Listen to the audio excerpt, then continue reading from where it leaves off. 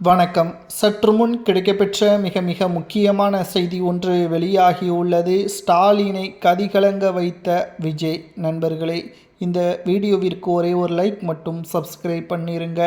மே 4ஆம் தேதி தமிழகம் முழுவதும் பரபரப்பான ஒரு நிலைமை ஏற்படும். ரிசல்ட் வெளியாகக்கூடிய நாள். ஆனால் வெளியான தேர்தலுக்கு பிந்தைய கருத்து கணிப்பில் யாரும் எதிர்பார்க்க முடியாத கருத்து கணிப்புகள் விஜய் அவர்களுக்கு சாதகமாக டுடே இந்தியா வெளியான ஒட்டுமொத்த நிறுவனங்கள் அனைத்தையும் திரும்பி பார்க்கும் விதமாக மாற்றிவிட்டது.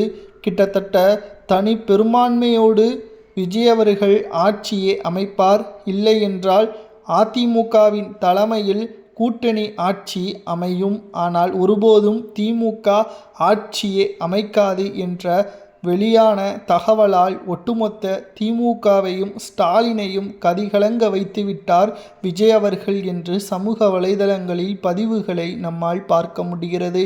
சரி, தேர்தலுக்கு பிந்தைய கருத்து கணிப்புகள் திமுகவிற்கும் ஆதரவாகத்தானே கூறினது என்று கேள்விகளையும் கேட்கலாம். ஆனால் இந்தியா டுடே போன்ற நிறுவனங்கள் ஆதாரத்துடன் நாங்கள் எத்தனை பேர் பயணித்தோம், எந்த இடங்களுக்கெல்லாம் சென்றோம் என்பதை புள்ளி பட்டியலுடன் வெளியிட்டுள்ளது. இதனால்தான் மற்ற நிறுவனங்கள் கருத்து கணிப்பு என்பது ஒட்டுமொத்தமாக கைக்கூலியாகத்தான் செயல்படுகிறது. இந்தியா டுடே போன்ற நிறுவனங்கள் ஆதாரத்துடன் வெளியிடக்கூடிய காரணத்தினாலும், அதே சமயம் திராவிட முன்னேற்ற கழகத்திற்கும் சாதகமான கருத்து கணிப்புகளை 2021 வெளியானது.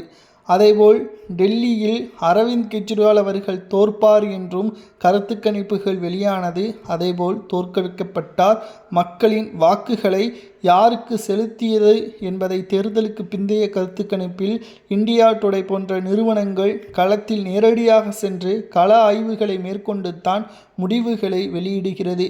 மற்ற நிறுவனங்களது கருத்து கணிப்புகள் புள்ளி விவரம் இல்லாமல் வெளியிடக்கூடிய கருத்து கணிப்பு என்பதால் அதை நம்ப வேண்டிய அவசியம் இல்லை.